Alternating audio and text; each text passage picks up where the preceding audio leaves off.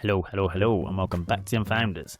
Today I'm joined by the brilliant Luke Byrne, who is the Innovation and Sustainability Director at This.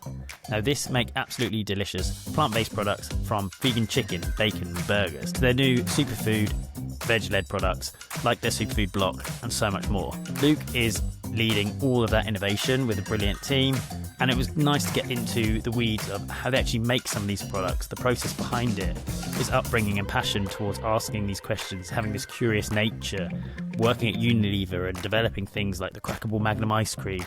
There's so much in this, and it was really nice to kind of have a different perspective rather than always be in sales and marketing, actually understanding the product side, because ultimately that's what we're selling. We're selling products, food and drink.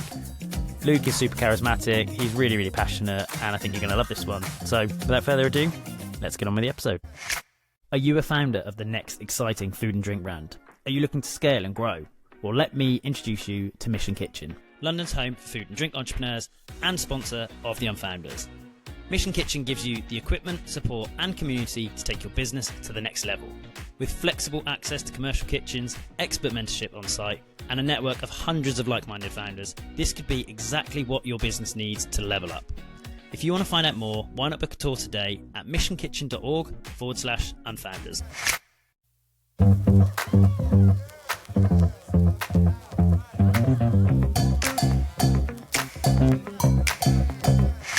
Hello and welcome back to Unfounders. Today I'm joined by the wonderful Luke Byrne. So Luke, can you please tell everyone where you work and what your role is there? Amazing. Thanks for having us here, Mitch. So I'm Luke Byrne. I'm the Innovation and Sustainability Director at This. This is a plant-based meat brand, but also working into more the veg-led and the whole food area as well. At This, basically, I look after, when I say innovation, I look after the product development, but also now the product marketing side of things. So everything product, but also on top of that, I look after the engineering, the technology side, and also the science and academic side.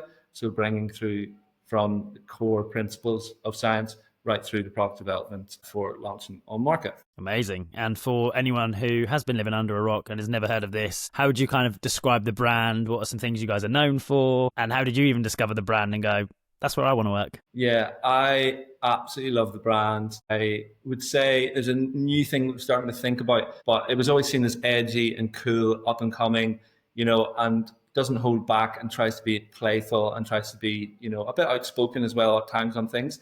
And they sort of said, you've got Superman, you've got Batman. Superman is clean, well-dressed, always the really good guy and sort of has a halo around him. Batman is sort of like that underground, darker side, doing it for the good, but also maybe bends the corners a little bit and has that sort of coolness and energy to it. And that's sort of what we see This as, we're traditionally in the plant-based meat area, so mimicking meat, but we also in the last few years have been working in new areas to create new alternatives for the market, but also looking into the whole food and veg-led side to bring our expertise and knowledge to that area to expand as well. Yeah, I'd love to dig into that because obviously I saw you just won an award from the grocers for one of these products. I mean, I obviously worked at Ayura or Hura a few years ago. So this was always one of our, what we call partners and missions. I've always loved the brand and what you guys have done. And I think the latest kind of transition to more of the veg-led and the veg-forward products, it seems to be perfect timing and what people are looking for. From a product development side, how different is the process to when you're saying trying to make a chicken versus going, how do we make something that is from veg that has this texture and flavour and all of that? I'd love to have a look into that section. Yeah, no, definitely. So just to go to the very start, our vision at This is to, a world where animals aren't food and the environment is protected. That's our mission. And obviously, traditionally, we would have been into the meat alternatives where making a chicken. Chicken is people think it's so far away. When you're trying to mimic something that's seen as bad because could potentially be fake, you're trying to do something that already exists. Why it already has a negative connotation. Getting behind that, it's very simple in terms of how a plant-based meat's made. A cow eats grass. That's where the amino acids and proteins come through. It goes into their stomach, turns it up, heats it up, unfolds the proteins, and we then use those proteins in our intestine system, goes through our blood, and we build our muscles. We basically do the same thing for plant-based meat. That's made through taking those proteins, those amino acids, and putting them through a simple process that heats it up, churns it, and then aligns it so that it basically is aligned like a muscle. And that's where you get the similar taste and texture. So it's not all that alien to people when actually you get in the details. It's really simple. So we've been doing that for quite a few years, and we're getting so much traction. We're doing amazing, and we're doing great things, and that is really delivering on our vision. But then when we've been looking, we've been like, what is the next thing? We've got the veg-lead, we've got whole food, we've got tofu, we've got tempeh, but there was a lot of things coming up about ultra-processed food, being brought into that. Plant-based needs to nearly be that halo effect of being healthy, being great for animal welfare, being environmentally perfect, also tasting good, also being nutritious. It's got it has to have everything, and you're not allowed to lose on one of them, which is really difficult. So as we've went into that age, and as maybe there's been some lobbying from the other side to push that forward, we've said, what can we do from listening to consumers to understand what we can truly give them? So we knew that maybe, pure veg-led, like a bean burger, things like that, it does something, but it doesn't give the taste and texture necessarily at certain times. Maybe for some people that does exactly what they do want. Meat alternatives maybe are too close to that ultra-processed, not sure what it is. How do you get to that, even though it's a simple process? So we basically took all those together, and we created a new product which doesn't exist in the market, which was a bit crazy because how's that going to land? And we created we call it our superfood protein. And basically that's taking protein, but then creating a new technology to give a closer bite and texture of meatiness towards meat, but the label is extremely clean. So all it's made of is soy protein or pea protein. And then you've got mushrooms, you've got seeds, you've got basic ingredients, which are coming behind that, which basically really elevates what people want, and then it gives a new option on market that is clean but also has the taste side of it. And that's what we've done in our superfoods, which just won an award last week at the grocer, which was really exciting. We all know that brand is important, right? But what if I told you it can impact growth and customer acquisition costs by up to 50%? Against Ordinary are a brand agency who help founders, marketing departments, scaling teams ensure their brand is the most powerful tool for growth. From brand strategy, tone of voice, and visual identity, to helping you get retail ready with ongoing brand growth retainers. They really are the full circle agency for growing your brand. Bea and the team are absolutely fantastic. Just imagine what they could do for your brand. So what are you waiting for? See how they can be your brand growth partners at againstordinary.com. How, from a technical and actual physical standpoint, how do you go, okay, we want to make this superfood block? What's the actual process of going, okay, we know soy protein's high in protein or pea protein is, and we want nutrition from here. What's your kind of rough process in terms of going, okay, let's get in the kitchen, let's combine some stuff, let's smash it together, and here we go. It's obviously going to be a lot more methodical than that, but I'd love to kind of get into the weeds of that, because I personally think it's fascinating. I know the plant-based meat side, it's a fairly simple process, but it's also very complicated. Yes. At the scheme of it. And another thing I'll come back to is your views on ultra processed food, because it's one of those things that I'm like, if I want a burger, I just want a good burger, but I don't want to be from an animal at the end of the day. But let's get into how you're making these superfood products and 100%. Your kind of process for that. So it takes years of work and dedication. We've got that science team that understand the building blocks of protein, amino acids, and how proteins actually work together. So we've been building that science for years, and that's the same as what happens in every other area. It's the food science that's really, really critical to create those building blocks. And we basically understood about how do we make the right structure of texture with very simple ingredients. And we created a new novel process to do that. And so using those basic principles of science, we then just used really simple ingredients that people recognize and brought those two together. It took so long in terms of development, and so many things went wrong. And also in that moment, I obviously own product, but obviously you're working with the founder, Andy, who's amazing, and he wants that dedication of exactly what he sees and envisages and what he wants. And you need to work between that at the same time to understand how to make it feasible to produce, very simply, but then also deliver something that is going to elevate the experience for the consumer. So it's those two things, but it's the dedication to understanding the basic science and really applying that well in new ways. I love that. I think it's great to see the range expand, and to anyone listening, be like, oh, I haven't seen these products. Like, what are the actual products you've created now, and where can people find them? Yeah, for those superfoods, it was one of our best ever launches. We put this proposition to all the retailers and Tesco, Sainsbury's, Waitrose, everybody, and they said it's clean label, the nutrition's amazing, and it tastes great. And they were like, wow. So I think 5 retailers launched it in one window, which is the most ever. I think it was nearly 2,000 distribution points, which was like amazing. So we've got those products in all retail. We're in some food service as well, breaks and bid food and things like that, and then some restaurant groups as well. But mainly we're dedicated into retail. Amazing. What of the products themselves? Obviously, you've got the block itself. What are the other products? Because I've seen some even more recent ones, which I haven't yet tried. Yeah, the more recent ones that we're moving into, we've done a lot of in meat alternatives, but in ready to eat, because we were traditionally in the chilled area, like center of plate things. So we've done some snacking products, which is really growing at the minute. In the whole food and the veg-lead, we've created the superfood protein, which basically it's got a block, it's got marinated pieces, and it's got breaded pieces, which give different options.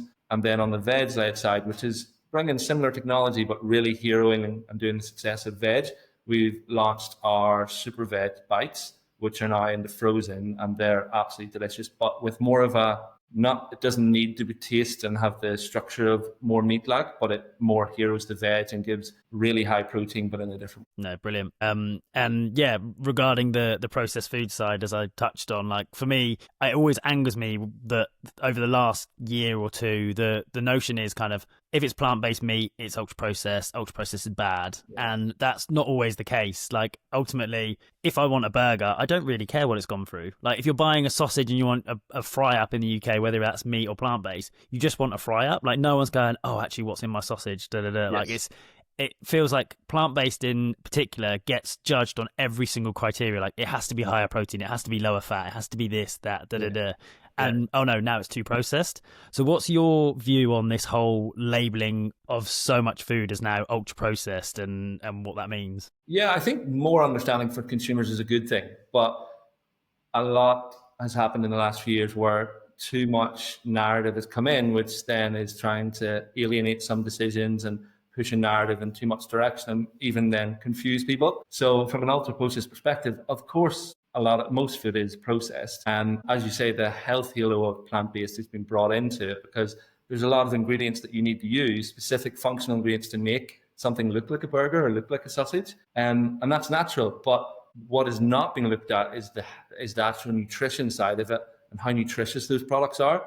Like, if you look at it from a fiber perspective, like, fiber is going to be our new superhero. And I think it's 90% of the population has a low fiber intake.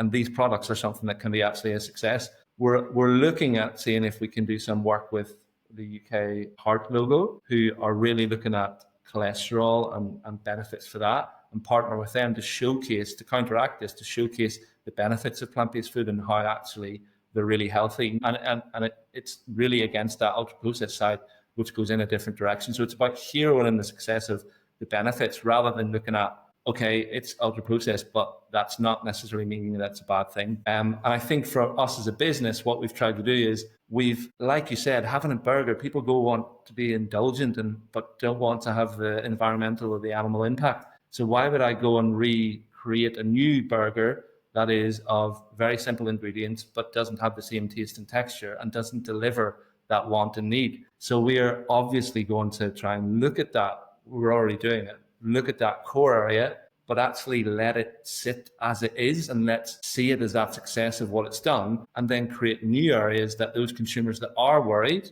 create new areas of the whole foods, the veg-led, the tofus, the tempehs, where people can find that in different ways, and also elevate them to give better taste and texture as well, to give new moments. So it's not about reinventing it. It's about heroing that part. And then for the people who are worried about that or who do want different choices, give them different options. Because then that's how we pull the whole category forward, not about trying to change what we've already done. It's about adapting and moving forward and progressing everything forward. No, absolutely agree. And I mean, everyone loves beans nowadays, and I love butter beans and things, but there's no way I'm slapping a tin of butter beans in a bun and saying that's my burger for the evening. Yeah. Like, if I want a burger, like, give me a good plant-based burger. Like, that's my view. 100%. And I do think that the whole food section will come even further, with how can we hero beans and increase that taste and texture even more? I'm telling you, in the next few years, we're going to be all over that. You're going to be the first person to try it in terms of a bean burger that is wow. Yeah, I'm in. Give me them. Send them my way. Now, I'd love to dig back into your background, because obviously you're clearly very passionate, clearly very intelligent and switched on in this area. But where has this passion and drive come from? Like growing up, I can't imagine you ever like, I'm going to be making plant-based meat. So Yes. What did you want to do when you were growing up, and what was your education and journey to where you are today? Yeah, so I'm from Ireland, grew up in Ireland, little small country town by the sea with the mountains behind, in actually Northern Ireland. And didn't have much growing up, to be honest. Like my family my mum was the breadwinner, so my dad had some mental health problems, so he basically was the house husband, and that's what I knew as a kid. And I think seeing that figure of my mum, like being the driver, and then realizing that that wasn't normal, sort of made me think differently a lot about life and how I move forward. And I think on top of that, I was always the kid that was like inquisitive. So I remember I was always asking, what's that? Why? And even like, we're driving to your granny's or whatever. And I'm like, what's that? Why is that outside? And my brother going, why is he asking so many questions? And my mum was like, because he's inquisitive. Adam is my brother. And I think that's what always driven me. I was always curious about the world and curious about like how things work. And then, my career took me in different directions. I think the big thing that moved me towards this area of like more environment, animal welfare, was Unilever, because they had the most amazing ambition of when I joined in 2010 was, it was halving your footprint and enlivening the livelihoods of a billion people. So like that really stood with me in terms of how they did it. Is you can create products, but you can help people as well. And that then over time really sat with me. And I created the first, we worked with Ellen MacArthur Foundation to create the first circular economy project within Unilever. And I was so lucky to be given that project. And that like stayed with me and drove with me. And then I just moved into the area of trying to be within the sustainability area, which is what drives me. Amazing. So with Unilever then, like, how did you get the opportunity? What did you study at university? Were you like, I know actually I want to be creating things, or I want to be looking into this? Like, what was your kind of view into going, actually, this is where I think I'm going to be most passionate? And yeah, it was a bit of a quirky one. So I absolutely loved history and politics at school. Then I went straight to Belfast, lived with my mates, didn't even go to halls. It was just like, I'll do that, history and politics at Belfast, Queen's University. And then after 3 months, I was like, what am I doing with my life? I do not want to do this. I do not see a job coming out of this. So within 3 months, I had chemistry and maths anyway. So I went and I said, what am I going to do? And I didn't have chemistry at A level, only AS level. But I looked and I saw this chemical engineering sort of degree that's starting to become more popular. And I was like, I want to do that. That looks really cool. You get job out of it. You got some purpose behind you. I was like, that's what I want to do. So I changed over I'd finished the year, because I always want to finish things. And even though I could have just dropped out, but I finished the year in history and politics, then moved over to chemical engineering. And yeah, when I met the head of school, he said, look, you don't have A-level chemistry, so I can't put you on the master's program. And I said, I bet you if I get over 80% in that first year, if I do that, you're going to put me into the master's course. And I said, right. So we shook on it there, and then I got like 84%, and he moved me into and it set me up for life, because in that like masters, you got like a sandwich year, a year in industry, and I got into Unilever with that, and then from that I got into the graduate program, and it set me up for life in terms of seeing things differently, moving around the business and supply chain, R&D, marketing. I did all those within my first 2 years at Unilever, and that sort of like drove me forward, and the ethos of that business at that time was like amazing. That sort of drove me in terms of what I was doing. Within Unilever, like I've had a few guests over the year or so that have been doing this, and a few who have been in like the Unilever route. Some of the standout parts that they've said is like the ability to kind of push you, put you in different departments, put you in different leadership moments. Like for you, what were some of like the key lessons and learnings like during your time there? Because you were there for quite a few years. Yeah, I was up for over 7 years. Yeah, it was amazing. So my first, I was a global process engineer first. So I was actually given the job to create Magnum's newest innovation. And this was just thrown on me. I put into pilot plant ice cream factories, and I had to invent this new line. And I basically created this new line. I got 2 patents for it. It was the Magnum pints, where you have the cracking, the chocolate on the outside, you crack it. It's like a very experiential market. It was how do you create a magnum that is that cracking moment in a pint? So yeah, I invented that, and that actually went on to, you see the highs of it where you're at the center of it, but then you see that goes on to make the business 300 or 400 million, turn that Magnum brand into 2 billion, and you get literally a penny for your patent that you've created. But it showed you the expanse of what you can actually do as a person.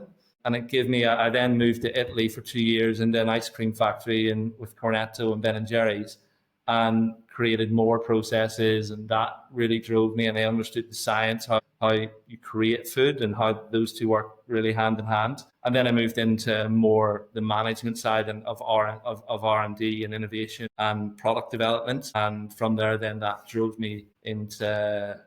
So it must have been quite a swap from a huge company like Unilever with 1,000 employees to this. Like when you joined this, how big was the team and how big is the team now? Yeah, so the team when I joined was, I think it's 6 people. So I was number 7, number 8 at the business. That was back in 2020, July 2020. The business started end of 2019. And it was just Pete and Andy doing the R&D or innovation or product stuff. So I joined as head of innovation, first person in product or development or anything. And yeah, they basically give me a task of, in July, I want 10 people in your team by the end of the year. And I was like, Jesus Christ, what have I gotten myself into here? But honestly, I've had the best 5.5 years of my life at this business. Andy and Pete, Andy's very outspoken. Some people, mar him out at times. He's a lovely human at heart, and he's a really good person.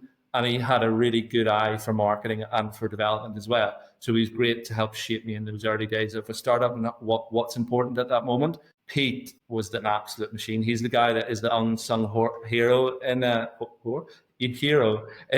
He's amazing. He's an engineer. He's in the background. He did a lot of the financial side and a lot of the groundwork, whereas Andy's more the face of the business. Pete really helped me, and it was me and him together basically built a lot of the infrastructure that we have. But myself, I just developed that whole team. I brought with me from Unilever, such a big business, about how they had these massive departments, like 1,000 people in research, 1,000 people in design, and 1,000 people in the last stage of product development. And I basically brought that concept to this.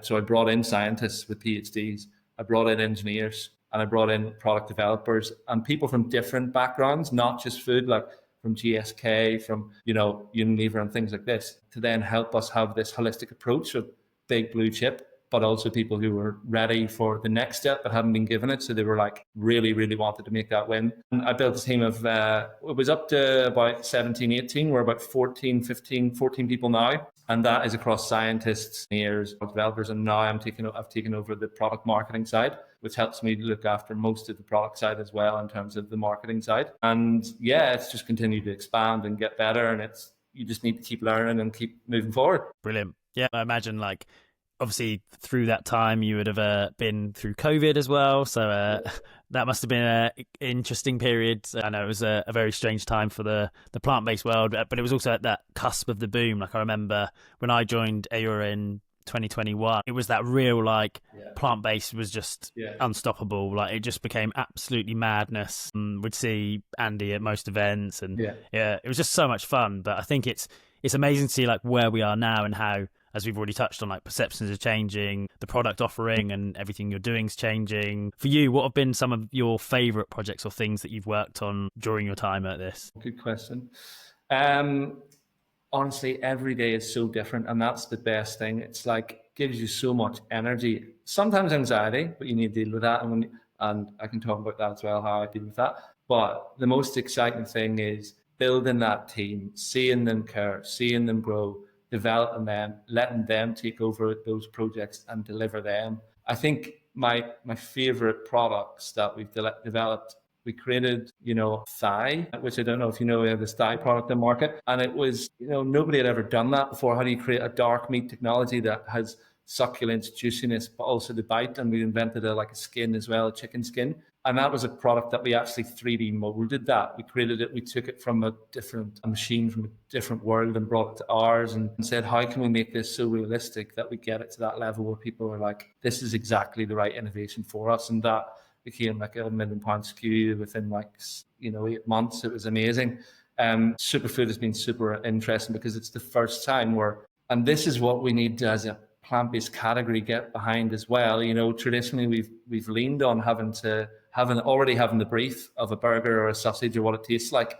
You don't need to create that. But now as we're going into what's the next experiences that consumers want, how do you create that brief of a superfood, and how do you really get into the consumer's mindset and deliver what they want? I do feel we've maybe on the superfood, it's been quite challenging because the product's amazing and it's really good, but people don't know what to do with it, or they don't know what it is. And it's nearly dagger to your heart, because people taste it and they're like, amazing, but people walk past that area of the store, and it's how do you draw the attention? And we'll learn from that. And maybe it works and maybe one product fails, but we will learn from that how to bring in consumer and what's right for them. We've answered all the questions in the product. That's what they wanted, but actually, how do you tell them what it is? And that's our next step as well. So yeah, I think that's the exciting bit about always learning, always trying to, I just want this category to do well. I want all of us to do well. And if I can try and help find ways, then other people can also take that in, and we can all go together to move forward. So yeah, that's what I love. Brilliant. No, I love that, and I totally agree. And I think it really is the category needs to be working together still. It was always my view of even if we're not the brand that's on the shelf, as long as there's a great version of that, if I'm going and I want a vegan chicken and there's an option for me and it delivers, great. The issue became back in the day, a few years ago, was just all the own label stuff came in, all the really cheaply made, rushed R&D came on just to kind of tick that need at a lower price point. And then consumers would try it and then go, well, this is awful, vegan chicken sucks. And then they'd leave the category, and that was it. It was game over. So I think there was a need for consolidation just of the good stuff. And I think what you're seeing now with the ranges and the propositions is there's very clear brands like this, like a few others in the space, kind of very much okay, they're known for doing this part within the sector. Yeah.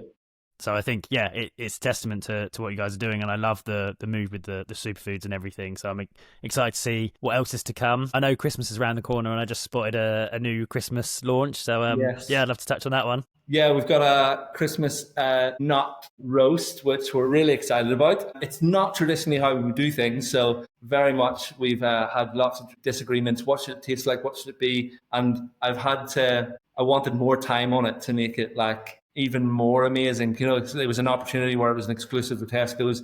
They wanted us to do it. We said, okay, let's do it. And we didn't have a lot of time. We had 12 weeks to turn this around. So the product, the guys have done an amazing job. It's really good. So once it's gone, it's gone. Basically, it's a sell-in for 3 or 4 weeks, but I bet it's going to do really well. It's that more whole food. It's that more natural. People are used to it. The consumer perspective on that is really clear and easy. So I think it's going to be a winner. So it's really exciting. Yeah, no, brilliant. Yeah, I saw it and I was like, that looks like a centerpiece for us this Christmas. Yeah. When I had my Mitch's Kitchen brand, I used to have I called it a lentil loaf because it was a nut-free nut roast. Yes. And I was like, how can I create that thing which is the taste, the texture, all that kind of goodness you want, but that is nut-free. And it had loads of seeds and mushrooms and chestnuts and loads of things in there. And I saw it and I was like, oh, this looks great. So I'm excited for that, and I'll be grabbing mine along with my packed veg, of course. Happy days. No, that sounds good. Good Christmas day sorted then. And now this has all been very exciting, uplifting and positive. I'd love to touch on some tough days at the office. I know obviously just before we hit record, you mentioned one which was this week or last week, but there must have been a few in your time. There's been a few, we had a product recall last couple of weeks ago, and it's just that moment where, it's simple things go wrong, where somebody's put a wrong label on something, and then you get a couple on market, but you don't know how many's happened, and it's a risk to consumer, it's knowledge and risk. So I had to lead that internally, which is so stressful because you need to move fast. You need to make the right decisions about the brand as well in terms of what's going to happen to the brand. But the first thing is consumer and consumer risk.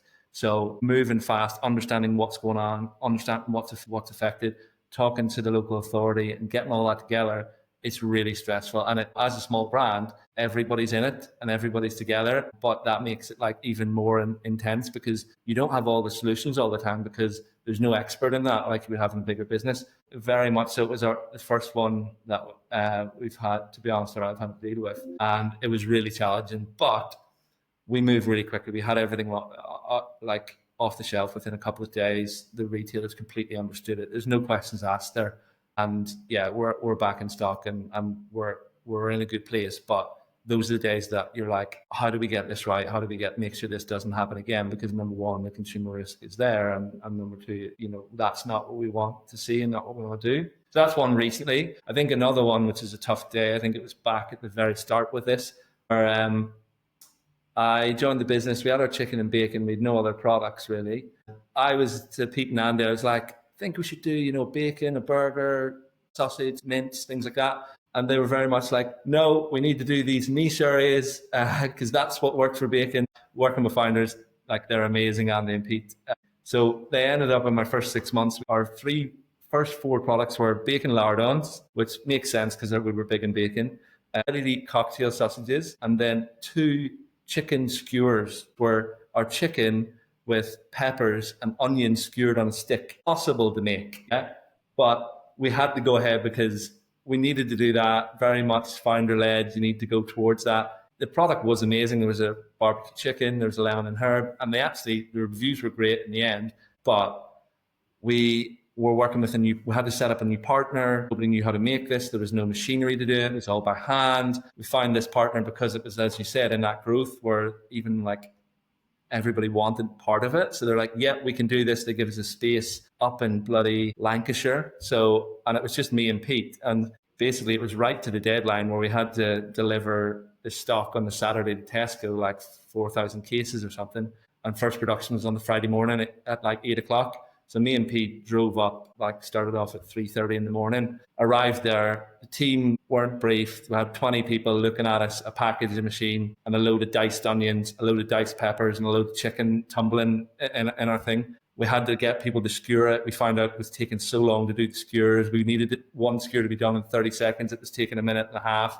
We weren't going to make the orders. It was an absolute nightmare. Shelf life still was a worry, all of this here.